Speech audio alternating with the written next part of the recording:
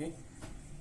So the first note we are going to discuss before solving the exercise is about the Cauchy-Schwarz inequality. In that, we can come across this formula, that is cos theta is equal to magnitude of E divided by this and this.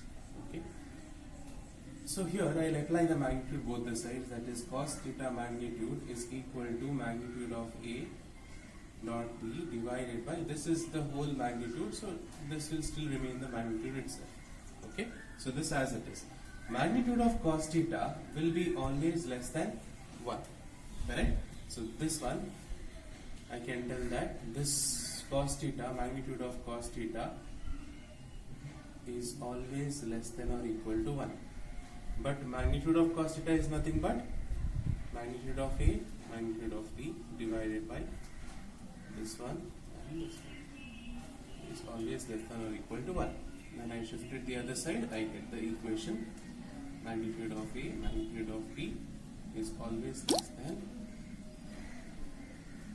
this much. So this is what Cauchy-Schwarz inequality means. So that is nothing but magnitude of the dot product of any two vectors is always less than the multiplication of individual magnitudes. Okay, so always remember this particular thing. It might be helpful in some point, like in the proving type of problems, when they ask about it, or maybe in multiple choice questions or 1 mark questions when they ask about it, you can remember this equation directly rather than deriving this thing. Yeah, so remember it like that, so that will be easier for us. The second note which you need to know is, for any two vectors A and B, for any two vectors A and B, I can say that if these two vectors are representing the two sides of a triangle, AB and BC, okay, if it is represented two triangles or two sides of a triangle, then the closing side AC will represent nothing but A plus B. Correct or not? We have come across in the triangular inequality, triangular law of vector addition, that I can tell that this in triangular law of vector addition, I can tell that this one and this one, the addition will be the closing side. So now, for if it forms a triangle, if these two vectors are forming a triangle, then the addition of two vectors magnitude will always be less than that of the other two, sum of the other two sides.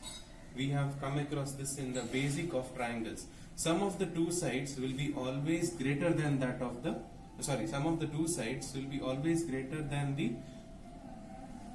not always greater, sum of the two sides is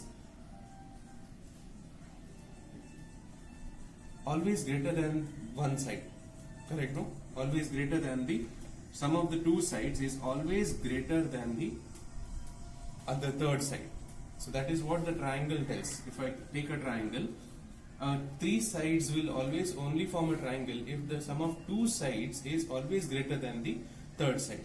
Okay, that is for the triangular inequality, which means I can tell in this way that AC, the magnitude of AC will be always less than the AB plus BC.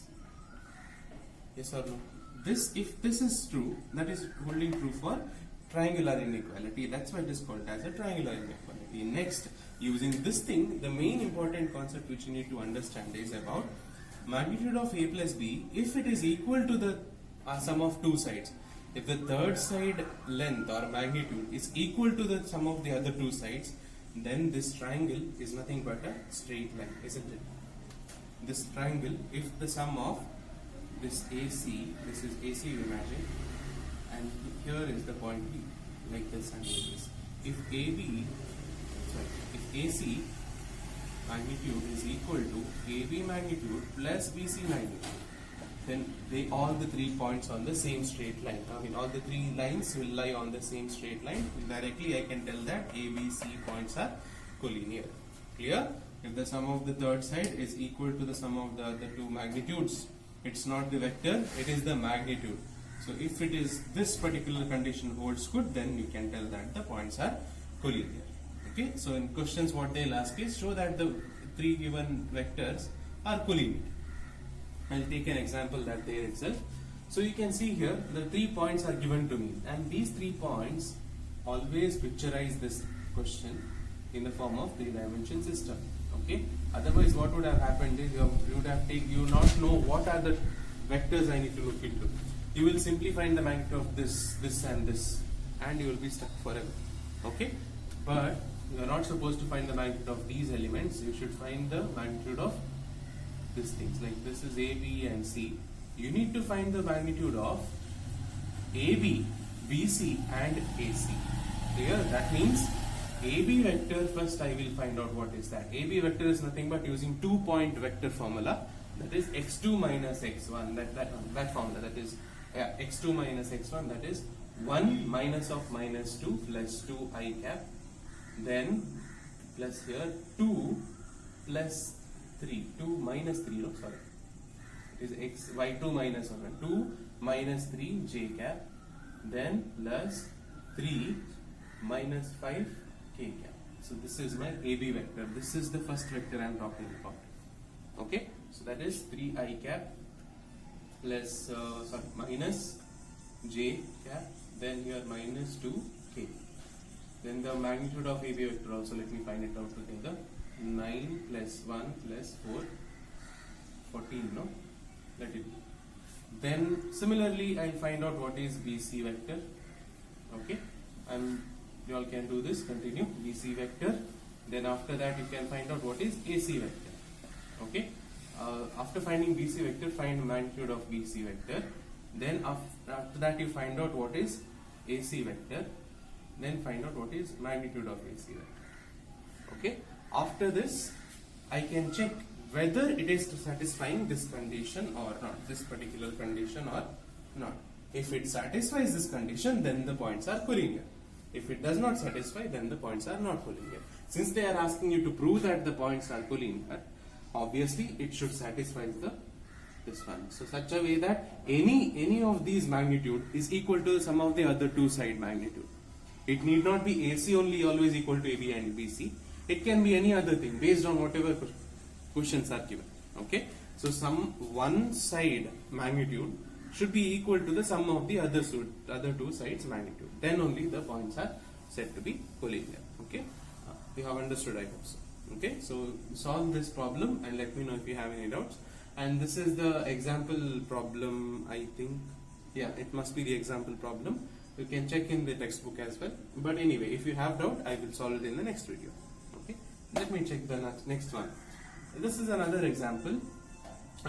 This is most commonly asked. These two type of questions are most commonly asked to prove that the points are collinear or prove that the two vectors are perpendicular. So to prove that the two vectors are perpendicular, we have already studied about one condition, that perpendicular means angle theta is 90 degree. Okay, when angle theta is 90 degree, cos theta is 0. Correct? Sorry, cos theta is how much? If theta is 90 degree, cos theta is 0. Correct. No, cos 90 is 0. Correct. Then if cos theta is 0, we know that A dot B should also be equal to 0. This we have already derived. If the two vectors A and B are perpendicular, then A dot B, the dot product of two vectors, is 0 when the two vectors are perpendicular. So what I'll do, I'll find out what is A dot. I'll prove that A dot B is equal to 0. So to find out A dot B, I will just simply take that, the formula, this into this one, that is A1 A2 plus B1 B2, A1 A2 plus B1 B2 plus C1, sorry, A1 A2 B1 B2 and C1 C2, correct? No? Dot product of these individual terms, 2 into 3 plus 3 into minus 6 plus 6 into 2. 2 into 3 is 6, then minus 18, then plus 12. It will become minus 18 plus 18, which is equal to. Therefore, the two vectors are perpendicular to each other. Okay, so very simple. So please always remember, whenever they ask perpendicular, go for the dot product and prove that the two things are 0. Whenever they ask for collinearity, please go for the triangular inequality. In that you have found out if the 3 points are collinear, the sum of two sides should be equal to the any third side. So remember it like that and note it down. Any doubts you have, you can ask me, and after this thing, whatever you have understood these things clearly, go through the problems in the textbook, example problems in the textbook, and exercise problems also you can complete. Okay, so if those who don't have the textbook, I'll be sending the picture of example questions as well as the exercise questions. So solve this and let me know if you have any